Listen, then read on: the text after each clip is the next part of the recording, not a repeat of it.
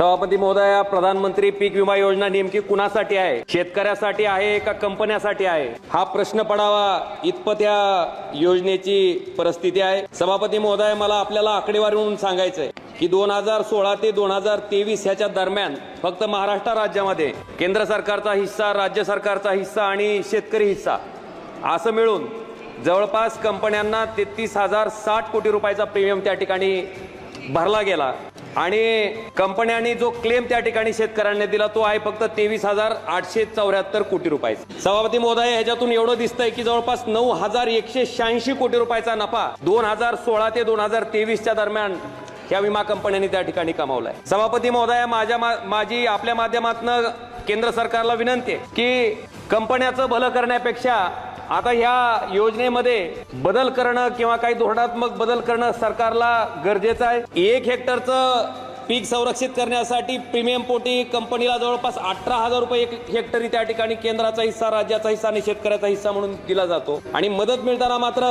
Company त्या ठिकाणी शेतकऱ्याच्या तोंडाला पानं पुसायचं काम करते। ऐन निवडणुकीच्या कालावधीमध्ये खरीप 2023च्या पीक विम्याच्या बाबतीत केंद्र सरकारनं 30 एप्रिल 2024ला एक परिपत्रक काढलं। ज्या परिपत्रकामुळं परत केंद्र सरकारचं धोरण कंपनीला धार्जिन आहे असं त्या ठिकाणी दिसतंय। सभापती महोदय, मला आपल्याला सांगायचं, आपल्या माध्यमातून सरकारला सांगायचंय की 2023ला खरीप पीक विम्यासाठी धाराशिव जिल्ह्यातील 7,53,382 शेतकऱ्यांनी त्या ठिकाणी विमा उतरवला।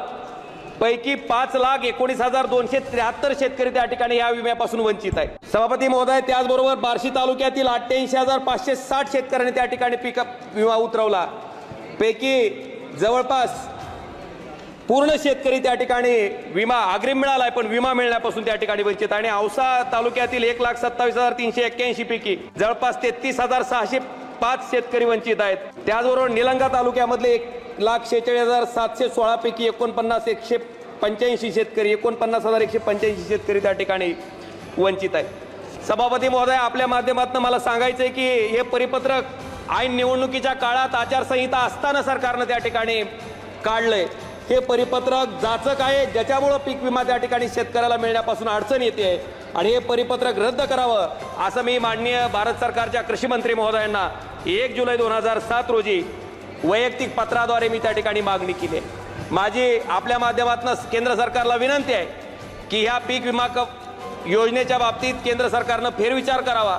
18,000 रुपये प्रीमियम कंपनीनं देण्याच्या ऐवजी डायरेक्ट शेतकऱ्यांना त्या ठिकाणी जर हे देता आलं तर मला वाटतंय की शेतकऱ्याला डायरेक्ट पैसा मिळेल आणि हे 30 एप्रिल रोजी काढलेलं जे परिपत्रक आहे ते परिपत्रक मात्र तातडीनं त्या ठिकाणी रद्द करावं आणि पीक विमा मिळण्याच्या बाबतीत शेतकऱ्यांचा मार्ग त्या ठिकाणी केंद्र सरकारनं सुसह्य करावा अशी मी कळकळीची विनंती आपल्या माध्यमातून केंद्र सरकारकडे करतोय।